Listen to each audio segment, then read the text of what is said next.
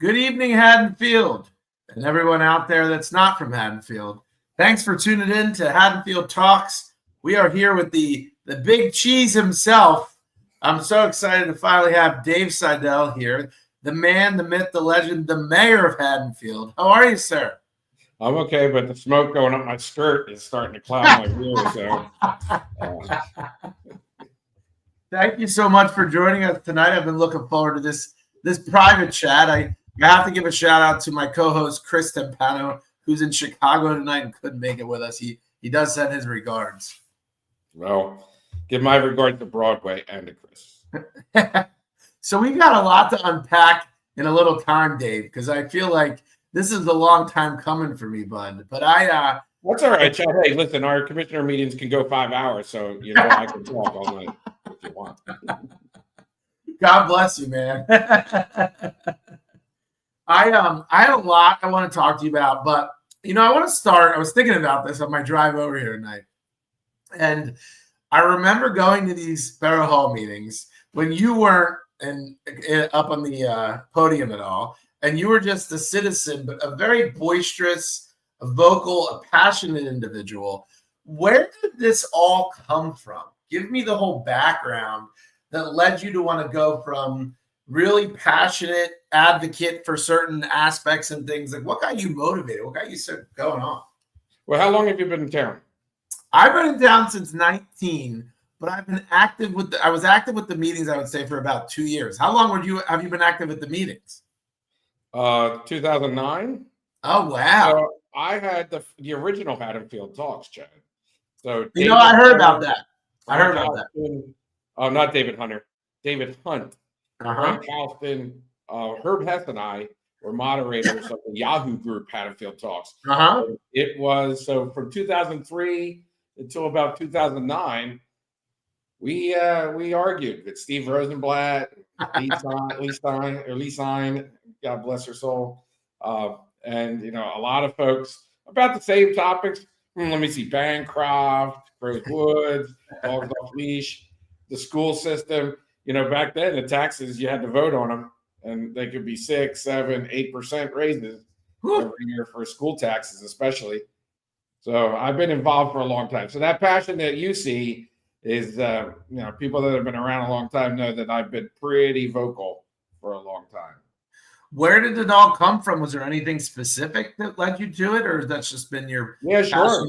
Yeah. Well, I grew up in Philadelphia. My neighborhood went to hell, over the years. And, I decided anytime I go any place, you have to roll up your sleeves. There's two types of people. There are beers and there are doers. I like to be a doer. I think when I grew up, there was a polling place 2 houses down, because in Philly, you don't go to schools. You go to your neighbor's house and, you go to vote. So Election Day became my second favorite holiday. And I've always been really involved with politics. I helped Tish Columbia on 2 campaigns, Ed Borden on a campaign. I had 3 terms in the school board. Oh, wow. I was the president of the Civic Association. So, I started the videotaping initiative with Bill Portelot back in 2009. So I went to nearly every meeting from 2009 to 2013. Wow. And it's just the passion. Was there anything specific in life that led you to that? Or is it just like parents or family influence, any of that? No, you just have to give back. Yeah. And that's my way to get back with my big fat mouth. Well, listen, Dave, you went from no commissioner seat to the mayor pretty quickly, man. So how did you accomplish that? What did you think led to that? Why do you think people really resonated or led you? You went from, I guess, literally nothing to the mayor like that. No bullshit. Yeah. Be straight up. I'll give you my opinion, not the one you want to hear, but the one coming out of my mouth. I'll listen to you first, though. But I think I said this in my campaigns. You elected me to be the voice. Your voice. It's your opinion. It's my decision. And I think people trust that. I'll also say I probably spent. Well, I didn't think I did. I spent the least. So I think there's an earnestness that comes with humbleness, right? So this town was founded on Quaker roots, and I work for the University of Pennsylvania. Most people think it's a Quaker because it's founded by Quakers, but it's not. But mascot's the Quaker, so we'll stick with the story. Quaker roots run deep, and the modesty, the no buttons, the sit around on the Sabbath and listen, air your grievances, talk to your neighbor. It still works. It still works in this town because So I sit at Jersey Java every Monday. Were you surprised you won mayor? Am I surprised I'm mayor? No, I didn't want to be mayor, but but it is what it is. But you know what it is? I'll tell you. So if you notice, I don't put mayor on stuff. If you look at my business card, mayor is a subtitle. I didn't put it on here tonight. I always say I'm mayor on Saturdays. So Saturdays is the day you cut the ribbons and people want to see the mayor out. And then the mayor just runs the meeting. So it's a cool topic. I like signing the checks better as the commissioner of revenue and finance. That's pretty cool. I sign a $4.3 million check 4 times a year. I take a picture of it every time. It's pretty cool. I don't take a picture of the whole thing. You don't get the routing number, but you get the amount and my signature. That's pretty cool. So what are some of the things, since you've been in office now, what are the things that have been surprising you? What have your experiences been like overall? Well, I don't know if I'm about surprised about anything. Like I said, I've been involved for a pretty long time. I will say that the feedback that I get is positive. The things that Frank Attier and I are doing have really changed. I've been elected for a year now. It's funny. I'm going to Atlantic City tomorrow for the next 3 days for the League of Municipalities. Last year I wasn't even sworn in yet. I had just been elected, but I needed to take 9 hours of classes on affordable housing. So I just went down and did it. Just to go down, I'm taking 3 days off of vacation from work to do my passion. Yeah. So it's really interesting that you can accomplish a lot in a year. Yeah. And I'm pretty happy with some of the things we've accomplished. What are some of the things that you wanted to do coming in? Do you think you've done them? You stuck to them? Have you pivoted on certain things? Just letting people know what's going on. Yeah. I think people are content when they have information, right? They might not agree with you, but if you can explain yourself, at least they'll know that you gave it thought. It might not be the conclusion they came to. It's funny. I say this a lot, and God bless her, Mary Fagan. I served on the school board with her, and I used to say we could agree on every single fact and come to completely different conclusions. And I think that's okay. Yeah. But you have to say what you do agree on, and then where you disagree, because my mind can be changed. My mind was changed sometimes. I won't say at a point of a gun, but a point of cold realization that we were really far down the affordable housing path. This is it. When you can look somebody in the face like I did the judge from last year when I was down in Atlantic City and just say, look at I am had it up to here. She didn't say that, but she said it. And, you just know, okay, let's salvage what we can.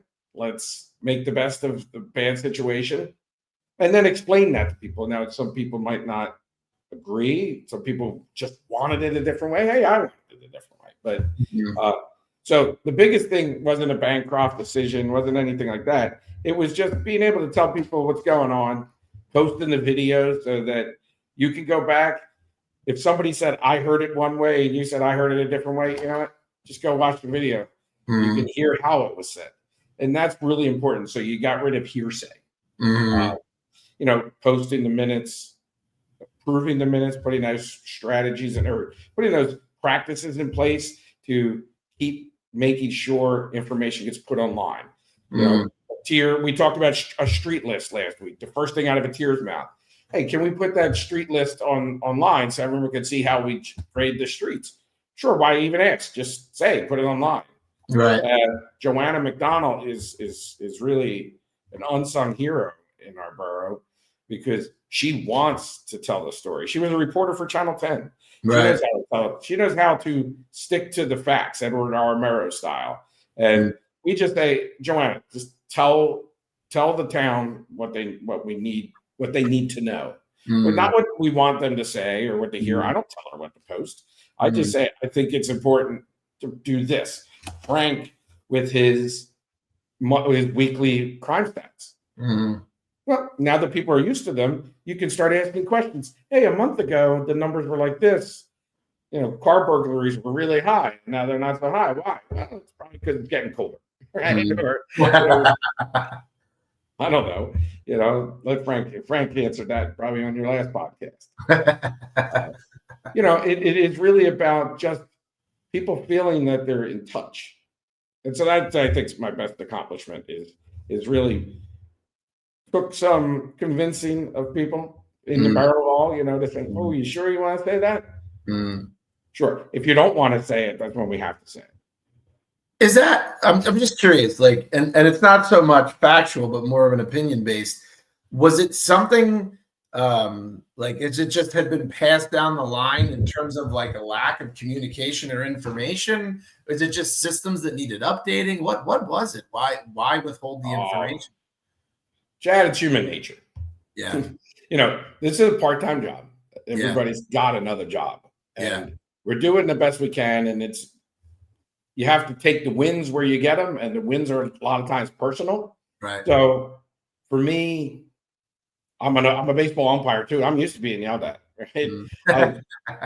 Dealing with somebody's trash, somebody's road, somebody's taxes is nothing like dealing with somebody's child that needs service or, an opinion about the climate of the schools. That's really personal, right? So I was really used to that. So this is different. It's actually more decision making. But I'm going back to human nature. Yeah, the more you have a chance to beat on somebody, and I will say some people really beat on Colleen. I'll call it right out, unfairly. And we're a month away from opening a new police station that she worked her rear end off to get grants. The $5 million grant. Why is it not open? Well, part of the reason is the federal government closed. That last mile of fundraising was that $500,000 USDA grant, and just days before we had our progress meeting to just tell them, hey, we're almost finished. We need the money. The government shuts down, right? So we're just waiting for it to open back up so we can buy things like furniture. Right? So, but if I'd love to. I'm sure you will get a tour of the building. You care about public safety a lot. So, when anything you're trying to do well, you just get beat on. Right. Yeah, I wouldn't want to post it either. But again, I'm a guy. I'm used to it. It's nobody needs to get that kind of guff, but I just don't care enough, about that kind of stuff. So not everybody's like that, though. Yeah, not everybody's like that. It's not fair. That's true. So I want to get into some of the issues that we've been seeing around town. I love hearing it from your perspective because I really think it's a different way of everyone has their view on things. So I guess Bancroft was a bigger thing, and it's not that it's gone away, but it's I guess less of the hearsay at the moment. And then obviously we came off the tail end of the homelessness stuff. What's your take on all of that? I didn't get a chat. I spoke to Frank and a tear about it. What's your take on the homelessness stuff? What's going on? Well, which topic do you want to tackle first? Homelessness? Sure. Yeah. All right. I'm as frustrated as some of the folks that came to those meetings and saying, it's just not right. I could be homeless. We should be doing more for our fellow man. Okay, that's great. But I think you've heard me say it even in the public meetings. That's a societal issue. It's almost bigger than the borough. An issue like that. We're responsible for roads, trash, fire and police, ambulance services, and the taxes to pay for that. Where other things fit into that, homelessness it's a shame. I grew up on government assistance until the day I was 18 years old. I'm the youngest of 7. I grew up in a house that was 640 square feet. 9 people, 3 dogs, 2 turtles. Right. So I got food delivered to my house every week. I went shopping with Monopoly money, food stamp books at the time. Wow. So I've been food insecure. If I wanted to hang out with my dad, it was basically to go sleep in the garage that he would bum from his buddies because, he was too proud to, take anybody's help other than a few of his drinking buddies. But so I know that you can really get there fast. But at the same time, this is Haddonfield, and people do come here for the safe haven. I'll think about what my therapist says. You don't want to come home to strife. You don't want to come home to stress. Your home is your sanctuary. It's where you can relax and be yourself. And it's really hard to run out and grab a slice of pizza or sit out at a restaurant and a person's panhandling. There are places where it's expected. It's not expected here. So what do we do about that? I don't know. I do know that everybody kind of says the same thing. These people should get help and help should be available. Well, sometimes that help they have to be brought to the help because it's funny when you talk to people, and I try to remind people of this, and they say, I would take all the help in the world. Well, but you're of sound mind, right? You know how to make decisions. You don't have a mental health issue. You don't have a drug addiction or some other dependency. Schizophrenia is a big one where, you're really distrustful of everybody. And it could be well-earned distrust too. And we don't have the mechanisms to help people help themselves. All we can do is kind of check on them, do wellness checks. We just signed a shared service agreement, 2 of them. One with trauma services, Cherry Hill, when we really have to 24 hours a day, 7 days a week, bring in a trauma expert, domestic violence, that kind of stuff. But when it comes to homeless services, we just signed on to a diversionary program for drug and alcohol addiction. So if we do have to arrest somebody, jail isn't the conclusion of an arrest. An arrest is us taking, it's what it's called, a custodial arrest. We take custody of the body, and then we do something with that. We want to take them to a service. Even if they get in front of the judge, we're signing on to services to say, no, you're not going to jail, you're going to rehab. And it's going to be court mandated rehab. This is some of Frank's tough love stuff, right? To say this, if you're not afraid of us, are you going to be afraid of the judge that's going to say, pick your poison, pick your hard, that whole expression? Is your heart going to jail, or is your heart getting over your addiction? Mental health is a different animal though, right? And you don't really, it's not even you have a will, there's a way, if you've ever dealt with addiction, it's not about will, it's something's taken over you. Mental health is that same thing. So how do we get the tools to be able to bring the people to the services if the services can't come to the people? And that's what ordinances are for. So, I get the frustration of criminalizing homelessness. It's not criminalizing homelessness. It's really having the tools to protect people in town who are scared. We can work on the scared part through education and, compassion. The churches can do their part. Human Relations Commission is trying to put together, a series and bringing in experts to talk about why homelessness and what you can do and help. But that doesn't mean that's going to make you comfortable at 5:30 in the morning when you're trying to get that job before work, and you're a 5'2", 50-year-old woman, and there's 3 people sleeping at the gazebo, and that's the only place you got to run to get on the Kings Highway. That's an issue too. I mean, and there's nothing wrong with them being scared. There's nothing wrong with them calling the police, and there's nothing wrong with saying, I can do my part and still want a safe place to come home to. It's fair. And we have to balance all of that as commissioners. Yeah. That's a task. That's definitely a task. So what Bring me up to speed on Bancroft. What's going on with that stuff?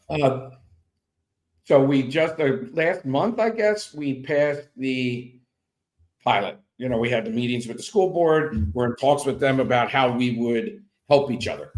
Frank talked about one of the helps that we just did, help get the resource officer back into the schools. There are so many things you can do once you have a good relationship. And so we have to keep proving to each other through every interaction that, we're not going to let each other. It's not a us versus them. It's I work for a place. When they say, "Oh, you work for Wharton," I said, "Well, my check is from the trustees of the University of Pennsylvania. It's not my money. It's not Wharton's money. It's not Penn's money. It's the trustees." Right. So it's that same thing. This is taxpayer money, whether it goes to the schools or it goes to us. We have a responsibility of those two governing bodies to do what's best for town. And it's not a competition. So it's really good. So where it is right now, we passed the pilot, which allowed Woodmont to lock in their financing because they have to be able to show their P&L, their pro forma to be able to get the money. So now that they have the money, I believe they're working with the State Historic Preservation Commission because they have to work with them anyway, so they might as well start there. One of the encouraging things I heard a week or two ago was that they came to the Historical Society and they pulled historical pictures of all the different buildings that had been on the property because they want to kind of be very honoring of respectful and honoring of the look that was there. And it's one of the reasons I really like that proposal. They took their time to understand Haddonfield, and I don't see why that won't continue. So now it's the planning board and Historic Preservation Commission to be able to kind of take a look at the materials and the look. It's going to be 3 buildings. It's going to be 96 units. It's going to be on 6 acres, but the materials, the style it looks, the way the roads are, the lights, all of that stuff. We still have a lot of say in that, and they know that. And so I joke about Woodmont and say the only thing they did is they bid on a project, and they sent a guy to describe it who was a little flippant and probably not the best spokesperson. But other than that, there's no. I've not seen a conspiracy theory. I haven't seen the follow the money stuff. Follow the money. These guys needed the pilot just to be able to get their financing. Right, they're a business just like anybody else. Sure. And so I'm hopeful and actually confident that when they come with the design in front of us through the planning board, that we'll have a lot of say. The planning board has shown with their whole process with Pannoni for the master plan, they listen. They'll be very deliberative, and they're not on a timetable. They're on the get it right timetable, not on the, there's no gun to anybody's head at this point. So do you feel like that has been, I don't know if calm down is the right word, but are people a little more at peace or accepting of what it is? Yeah, Chad, that's a great way to say it. They're at peace. I keep quoting my fellow commissioners. Frank has a thing that says a negotiation where no one's happy, but they do it again is probably a good one. And we had to do it twice. We had to renegotiate. We had to negotiate and then renegotiate with them because of an overturn in the courts. So we've already been to 2 rodeos with these folks. I think I wouldn't use the term resigned. I would think, come to peace with it. Knowing that, and I'll do the math on the open space part, was Bancroft was, I used to know these numbers off the top of my head. So 19.3 acres total. And when you divide the school board, which is our land, and it was wide open, as you can see it right now, wide open with all the buildings gone. We tore down the Lindens on the other side, wide open, but they all have buildings. Then you have Lulworth Hall, that's sitting there. Between dividing out Lulworth Hall, trading a larger parcel in Barwood in that whole Radnor complex for the piece that the school board is building on now, plus the 7.3 acres that we've saved, we actually turned 19.3 acres into 21 acres of open space. The coconut shuffle came out to our benefit. Now, 5 of those acres are going to have a gymnasium and an extra field on them. Lulworth Hall has been settled, and they're almost finished. Apparently, they're almost finished their interior gut, and it's not a gut like you think. They're taking out the non-historic pieces that over the years Bancroft built. They took the claw tubs. They didn't take out the claw tub. They built wood around it and made a desk out of it. So these guys are pulling the wood out and finding claw tubs. They're finding ornate woodwork behind drywall. They're finding banisters that were just closed off with drywall on both sides. They have to rip all that out so they can get to the bones, so they can start building it up. And when Woodmont's finished, not only will we have Woodmont, we'll have a brand new road that's going to be wider from Kings Highway to the bridge on somebody else's dime, which is great. So all in all, it's a win. And then it's hard to explain why rentals are so much better for this town than housing starts. You're in the mortgage business. Right. So Haddonfield's never really experienced in probably 60 years a lot of housing starts. It's not like Ryan Homes comes in and builds, 35 properties and, has the show house and then starts building lots. If that happened, we would be suppressing house prices all around the rest of town because everybody wants new construction. And for all those to hit at once, it's insane. Oh, yeah. It's insane on my pocket, on your pocket. And rentals don't do that.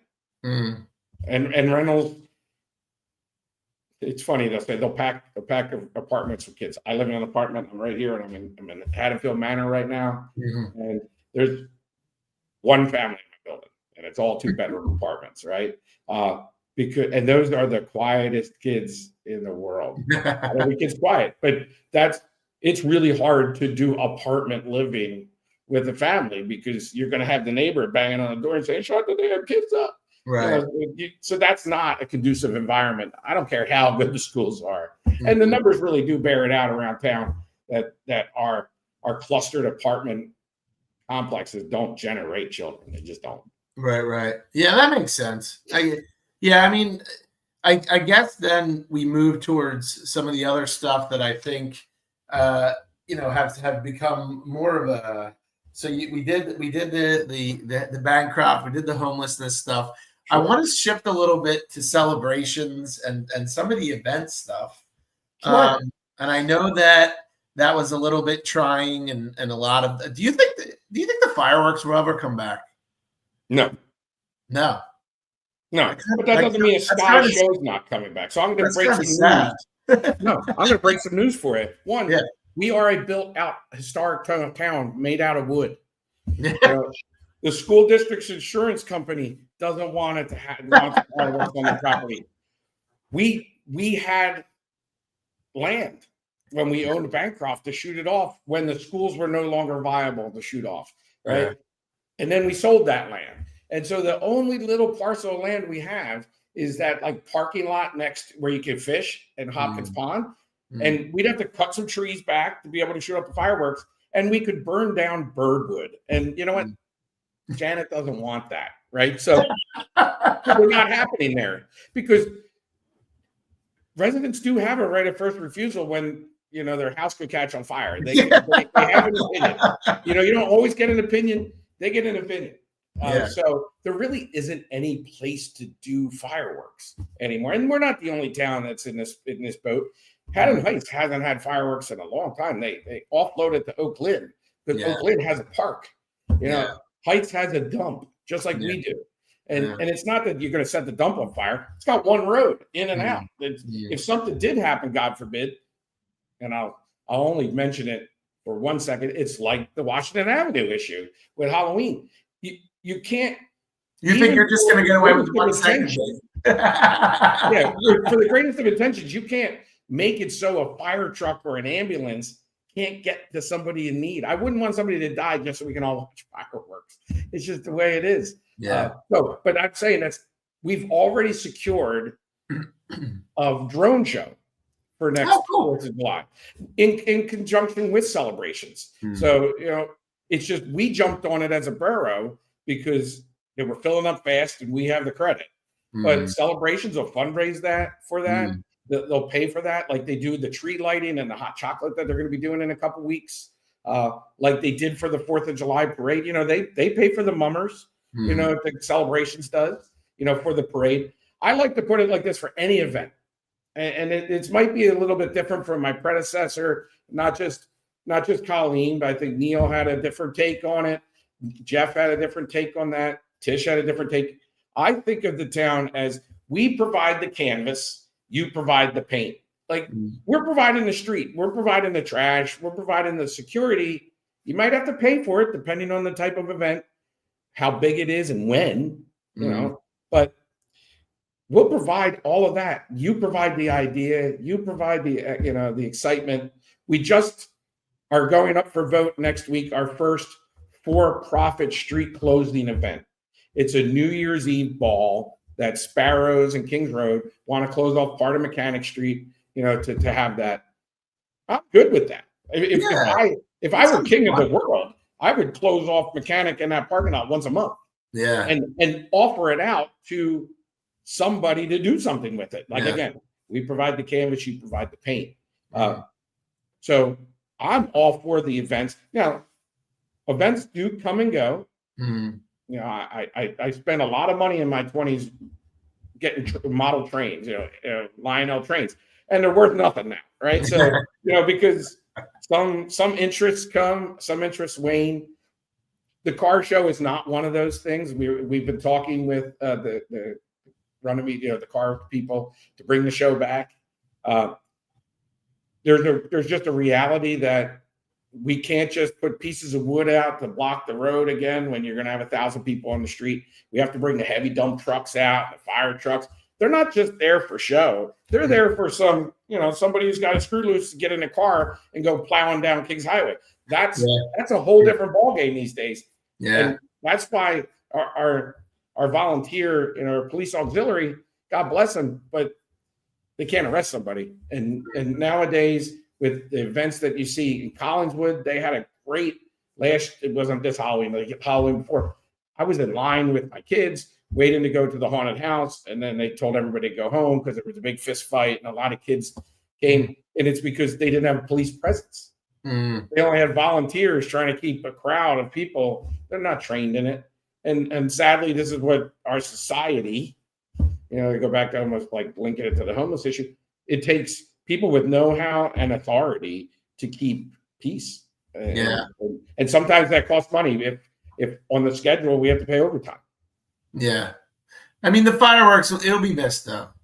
Oh, I'm sure. I love the smell of fireworks. Yeah. But there's something to be said from a fundraising standpoint to have, and Matt Ritter, if you're listening, the Subaru logo for 30 seconds in the sky of a 20-minute show, and that pays for the whole thing. Listen, I'm all for that, man. If anyone knows about fundraising, I did it in 10 days, so I get it. When you want to do something and you got a purpose and a passion. Oh yeah, your cameras. It only took you 10 days to raise the money, right? That's it, man. That's it. You know, the Turf Committee. They were dedicated. They raised $600,000 or something like that, you know, to put turf out on the, you know, to turf the high school and anniversary field. Where there's a will, there's a way. Good segue, Dave. So I want to know so you have children. You had children that played sports in town, I take it, right? Mm-hmm.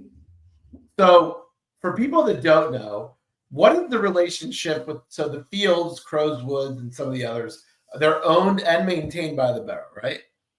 Or no? They're owned by the borough. They're jointly maintained. Jointly maintained by the individual organizations? And the borough. And the borough, right. So, I mean, I'm just going to be honest. Crowswood is a mess. Oh, my God. Really? I'm surprised. It's a mess. So, is there any other place we can do this stuff with the kids? I mean, it's a mess. Well, and that's so we're in the process of completing the first round of a 2-part grant that we're going out with the DEP, the Department of Environmental Protection. Yeah. It was our town dump.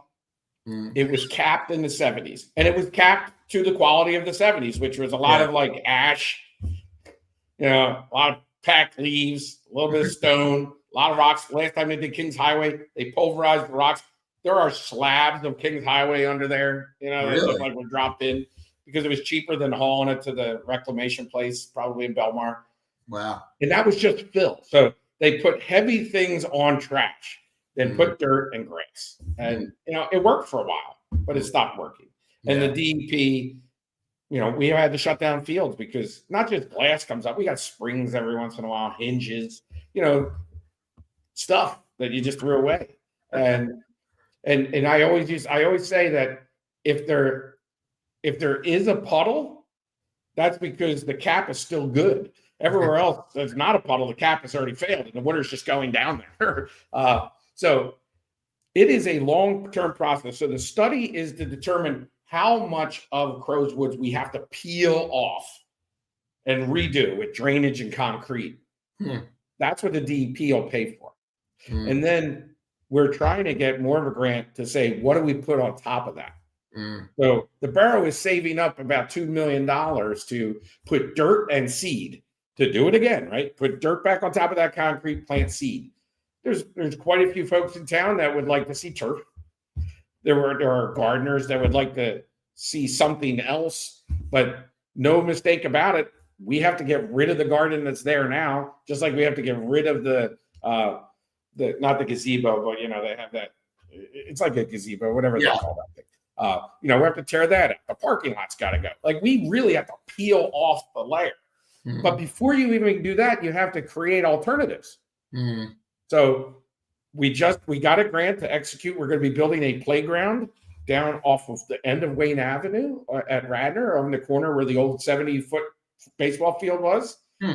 We're going to kind of move and slide Barwood Field up a little bit so that the guy across the street doesn't take so many foul balls, off his car. And so we can put a real fence and have a real first base line.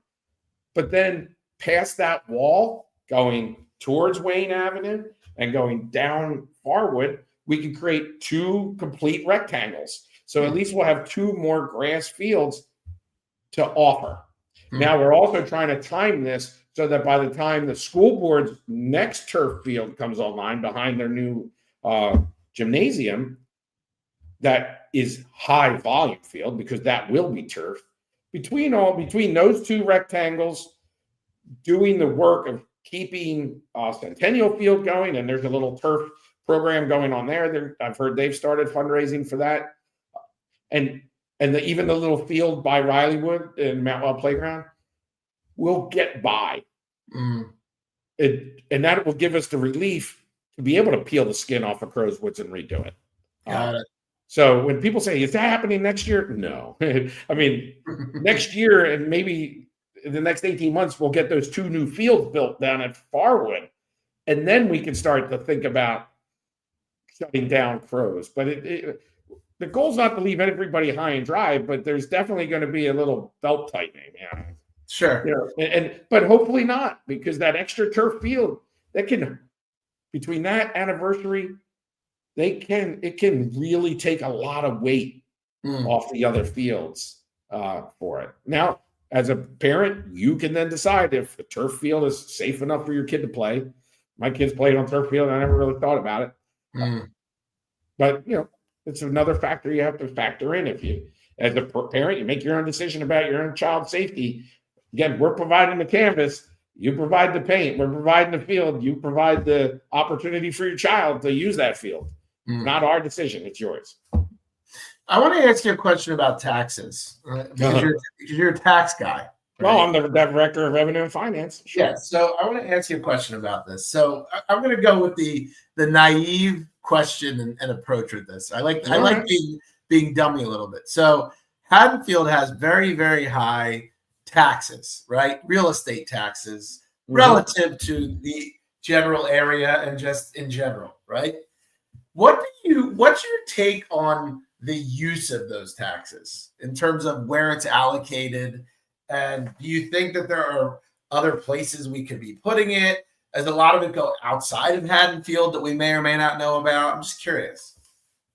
Well, so let's look at our tax bill. So when I was on the school board, when I was chair of finance, I had the business administrator, Mike Catalano, do the dollar graphic and take a dollar and then cut it up into your pieces. And when I became the revenue and finance commissioner, I did the same thing to Alex, our CFO. And I said, look, I want the dollar graphic to show what percentage of everything goes to it to make sure that it is balanced. So let's take your overall tax bill first, 57 to 59%, depending on the year, will go to the school board. That is, and I won't get in trouble this time. When they do a budget, whether there's a shortfall, they're doing the best of their dollar, right? And that's their decision to try to be able to stretch their buck. But when they come to a number, $41 million, the borough guarantees we're gonna collect taxes and pay that $41 million ask. That might not be all the money they need, but that's what the state allowed them to collect from the residents. Mm-hmm. So they get 100% of that, no matter what we collect. If our collection was only 50%, we'd have to borrow to make sure they're whole. Same thing with the county. It's 26% to the county. 4 times a year, that $4.3 million check, I got to sign and take a little picture of it. That goes to the county. That's our county tax bill. How does that compare to the surrounding areas? Everybody gets about the same. It's like CCMUA at that point. Yeah. The percentage doesn't really change. No, I meant dollar amount. Oh, the dollar amount? Well, our property values are higher. Well, I'm just asking. I'm just listening. Yeah. I'm purposely being naive. Funny. Well, I would say from a volume standpoint, it's from a percentage standpoint, it's the same. So then it's just about the percent. Yeah, I figured that. So it's kind of like CCMUA. Everybody pays that. It's just you own 1 sewer line, 2 sewer lines, 3 sewer lines. And then you just pay everybody pays that $88 or whatever, $86 plus the $2 processing fee, no matter how you pay for it. It always gets my goat, but that's besides. And then you have the library. So then you have library tax, you have the open space fund tax. If you are a business in the business improvement district, you pay a business improvement tax. Everybody's taxes get paid, and then the borough takes the shortfall. Right. So our taxes what's the business improvement? How is it expensive to have a business here? I never even knew. Well, not really. Yeah. The business be worse is, I think, about $250,000 a year. Oh, okay. Yeah, it's not an onerous tax. So the landlords are doing better. Sure. Yes. Well, they own property. It's not just depreciation and using it to borrow another dollar. Listen, owning a piece of Kings Highway gets passed down through generations. Yeah, of course, it is definitely generational wealth to own a property. Yeah. So all of that, the borough is 17 to 18% of your tax bill, and of that, about 40% goes to the salaries of the police, and then paying the stipend program for the firefighters because they're not employees, they're volunteers.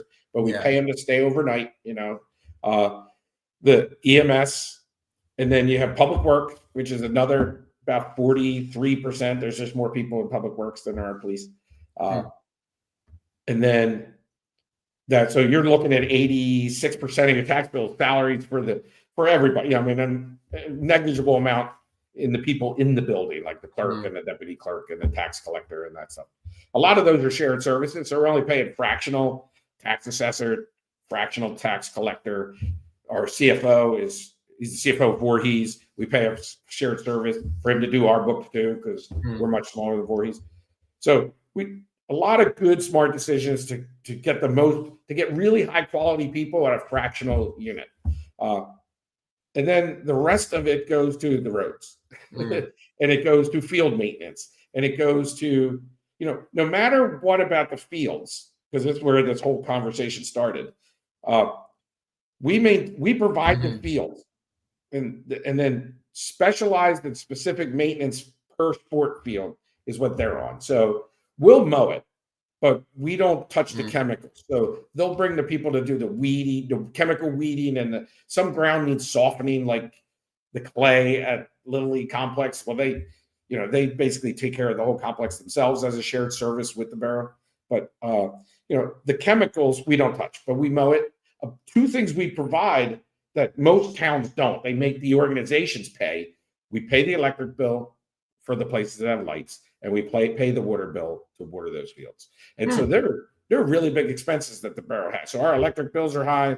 Our water bills are, not so bad, because some of the meters are grandfathered in when we sold the water company to American Water. But some of them people pay full freight. The Senior Citizen Center paying for the. Sorry about that. Oh, you're good. No, I had to mute. Only 4 people can ring my phone. I gave birth to 3 and my boss. So it happens to be my son Jack that can ring my phone. Everybody else, it never makes a sound. So all of the stuff that you want the borough to do is kind of encapsulated in 12%. And you know what's bigger than 12%? Our uncollectible tax. How big is that? So 13% of our budget. Well, dollar-wise, I'm curious. Dollar-wise, well, 13%. It's a little over $1.3 million, $1.4 million. And that's in senior freeze, veterans exemptions, uncollectible. The school board land is assessed a value, but they're the schools. We don't collect taxes from them. We don't collect tax on our own land. And who are the 2 biggest landowners in town? The school board and the borough, right? Sure. So as a percentage of, you could be making money, Bill, right? We don't, because we don't tax ourselves.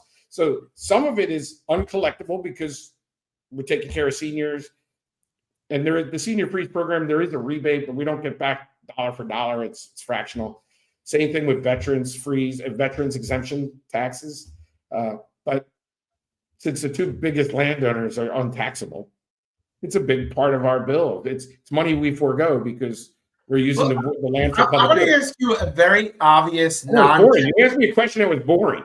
No, it's not boring. I'm going to ask you in a very non-technical, very obvious way, right? Because our property values are so high, right?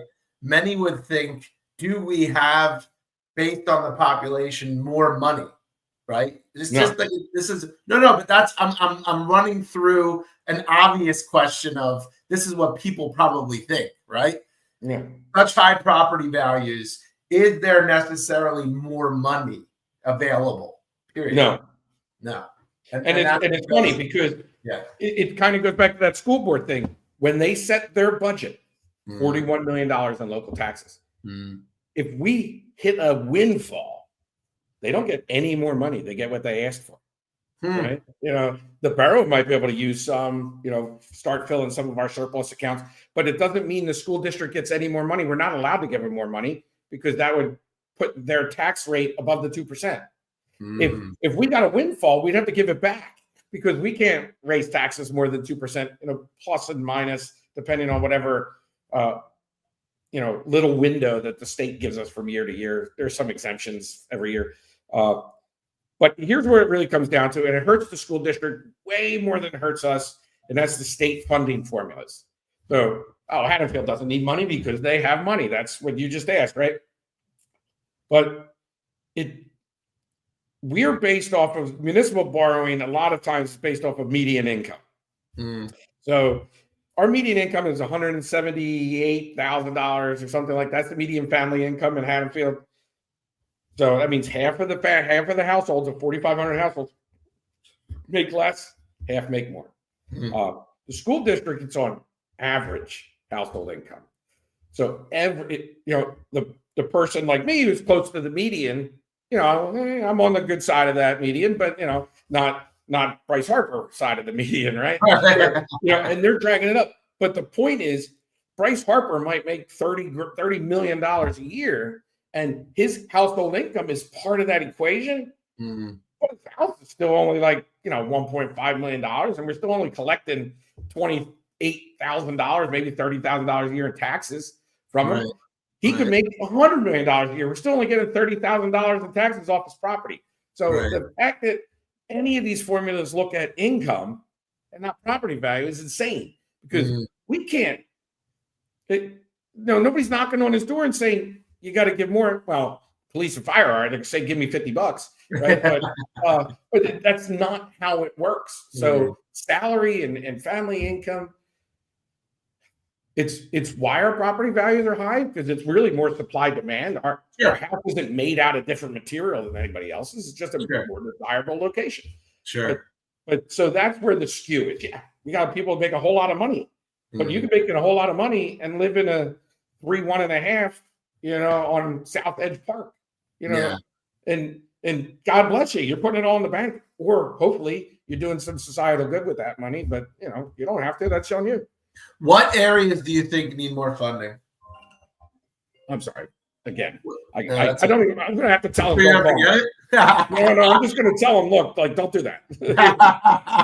Hold on a second. What departments, in your opinion, could use some more money? 1 second.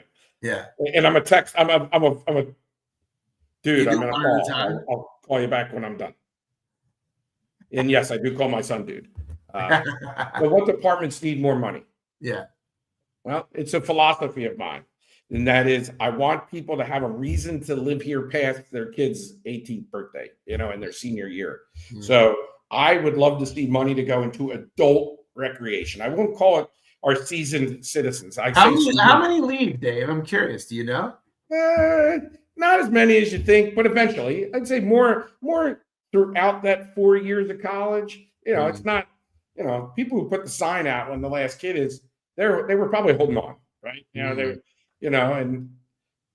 But there's also a thing to say. There's no reason to stay because it's boring. Our downtown has become way more vibrant over the last few years. That's awesome.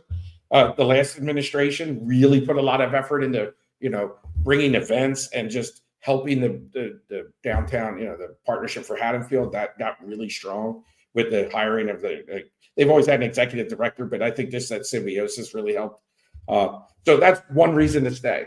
I would put money in the Mabel K Senior Center and the 65 Club. I'm really looking forward to the gymnasium that the school district is building because I asked a very important question. Hey, is it used for classes during the day? They say, no, we're not going to walk across the campus just to go to gym. So that means that building's it's available, right?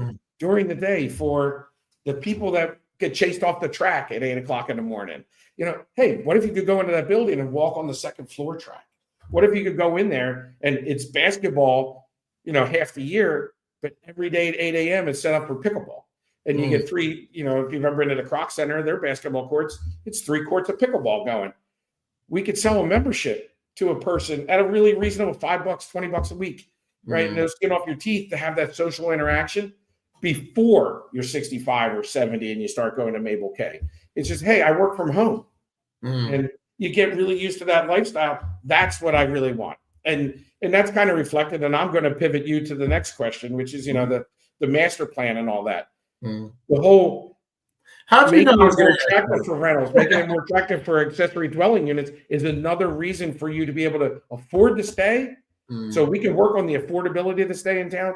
Plus, we can work on things to actually do by staying, whether that be the gardens or that be some sort of physical recreation, a walking trail, the guys that use the kayaking up the Cooper River. There are so many things, but access to them, either you don't know them or it's not enough to hold. But every single one of those little reasons to stay starts to get a nice mass, like a core mass. And then you'll say, you know what, I'm not selling my house. Haddonfield's my home. It's my community. It is my identity. And I'm sticking it out. And I'm not putting that sign in the lawn.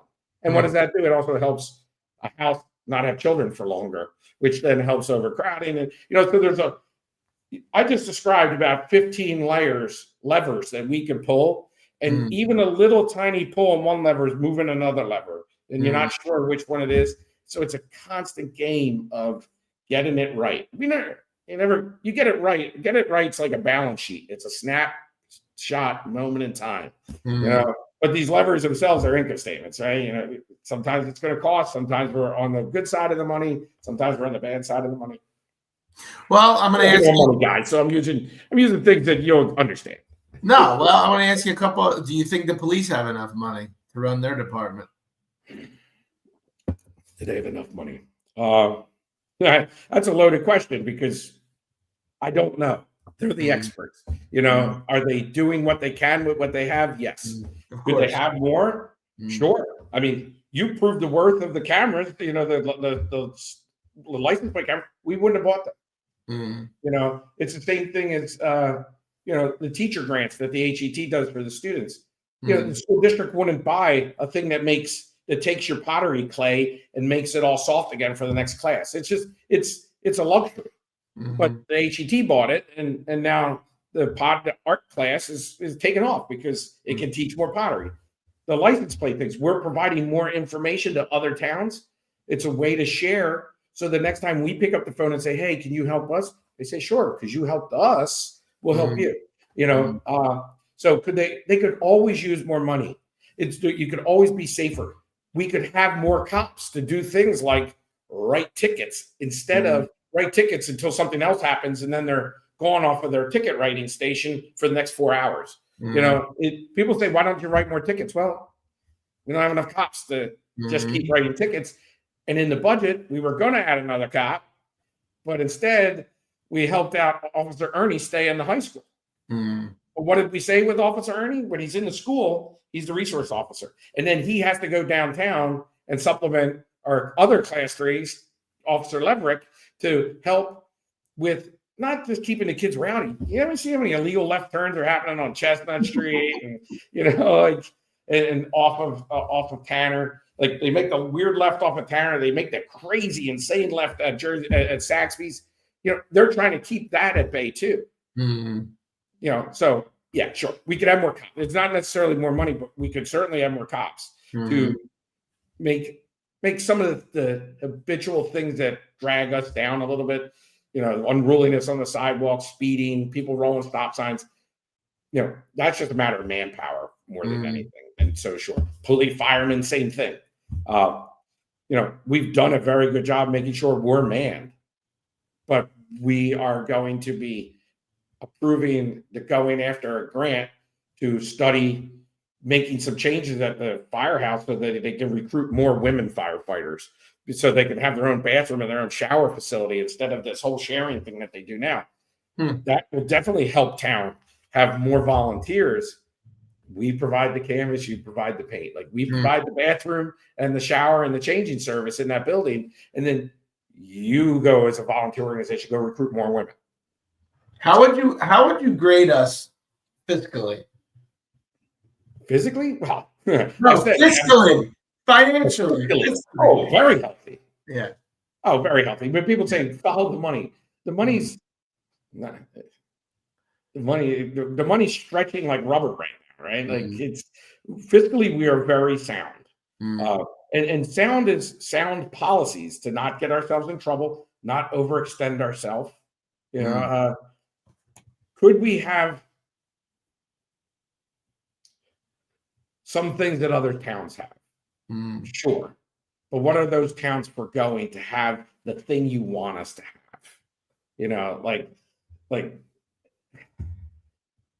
in your personal life, a lot of people hear money's not the object. It's and so it's hard to say, hey, we got to tighten our belt a little bit, or we're investing in that cute downtown. We're investing in our school system. They're the two economic engines of Haddonfield, right? Sure. The quaintness of the store, the quaintness and the safety of the town. Now the football team, Dave. Well, of course. It's funny you say that. Last night, in my memories of today on Facebook, it's me watching Haddonfield score their 4th touchdown against Camden on the goal line, and we won that game. It was I think it was the Foley brothers' 2nd state championship, and then we're on their way to North Jersey to kick rear end, and they beat Camden. Well, it'll be this Friday. But that's another reason why people move here, right? The reputation of our schools isn't just academic. It's the #1 athletic school in New Jersey. It just came out. I didn't know that. We have 2 behemoths in our tennis, boys and girls tennis, and our cross country and long distance running, our swimmers. We just don't lose in some of those sports. Yeah. But then again, our plays are fantastic. We have the Golden Kazoos, from the Mabel K Center. The biggest volunteer organization after the Rotary in this town is probably the 65 Club. All the retired, men that use that club, they don't just sit around. They sit around saying, how can I help Haddonfield? And then they go out and do it, over and over and over again. I'd give them more money. Give money where money's doing good. Yeah. Yeah. But we don't have anything to give. So, So what I'm curious, and not that this is going to be the last, this is going to be the first of many. What are you focused on at this point? Even though I know you didn't want to be mayor, what do you want to accomplish as mayor? How do you want to cap this off for you? Well, keep up the strides we've made in public trust. It's a big one for me. And that is making sure our minutes go out, making sure those videos go out, making sure one of us is explaining the decision. Either explaining the decision we're going to make and then have nice, lively debate where we actually listen. And I think we've proven that we are listening.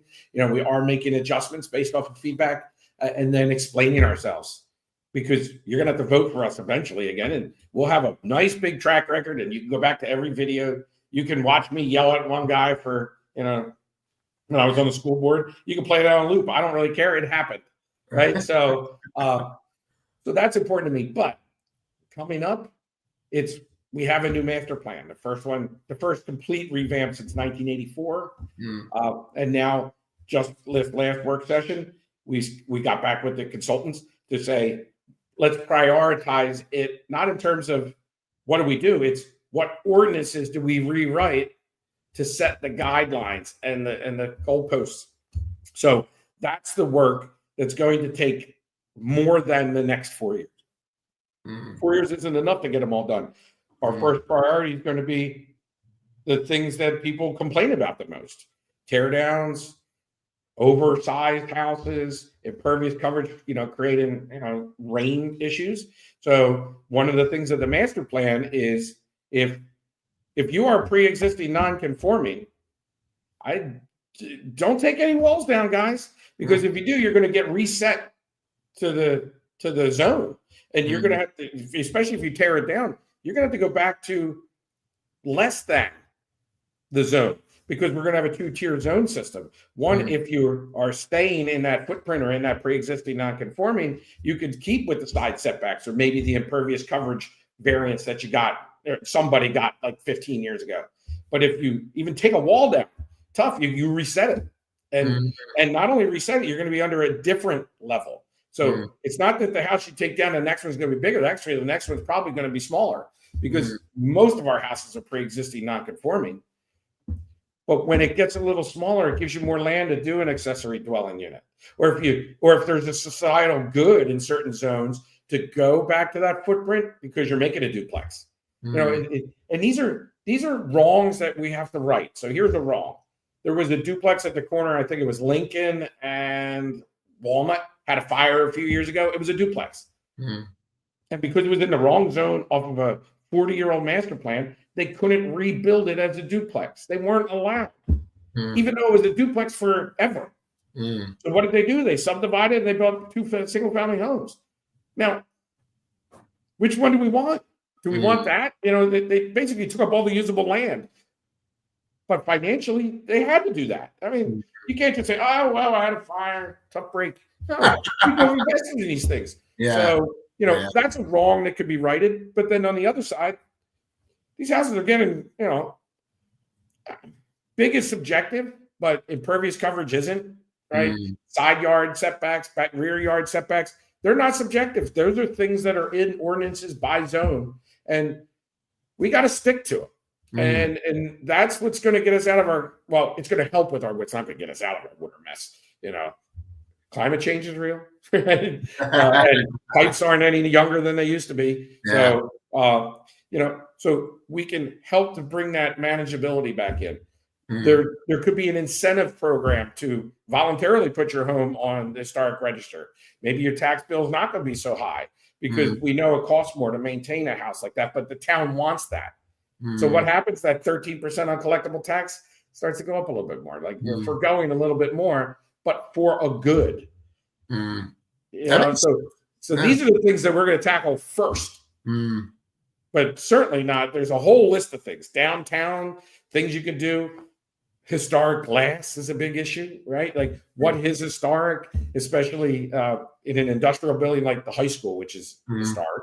It's in the historic district. Our high school is, a building, a restaurant that really doesn't want old man winter blowing through their single pane glass. They want to put some insulated door on that thing so the patrons don't freeze. Is that really going to affect the charm of the downtown? Maybe, if it's super old, or maybe we can be a little bit more lax on that because there's a societal benefit to it, right? And it's not just the charm. Because if we can be a little more lax on that, it's because we've already expanded through spot historic preservation. Like, we can make progress in one area and kind of let off the choke of the throat in another area because of its goodness. So again, you pull one lever, another lever's ultimately going to have to be pulled too, and you're constantly, making adjustments. I love it. I love it. Now listen, man. If this wasn't telling that you're the right man for the job, I don't know what was. Again, smoke's getting a little thick in here, Chad. And it's not just because I had beans for dinner. Well, I thank you for joining us on what was originally your Haddonfield Talks. I look forward to having you on at least once a quarter. We got a commitment from everyone to come and talk about these issues, and have a happy holiday. And we look forward to talking to you again in the future, sir. All right. Thank you. Thanks for the opportunity. I think you're doing a great job with this. Thank you. I appreciate it. Haddonfield, have a good night, guys. The full recap will be live on our YouTube page after this, and look for some reels coming out this week. Everyone have a happy Thanksgiving. We'll see you again soon.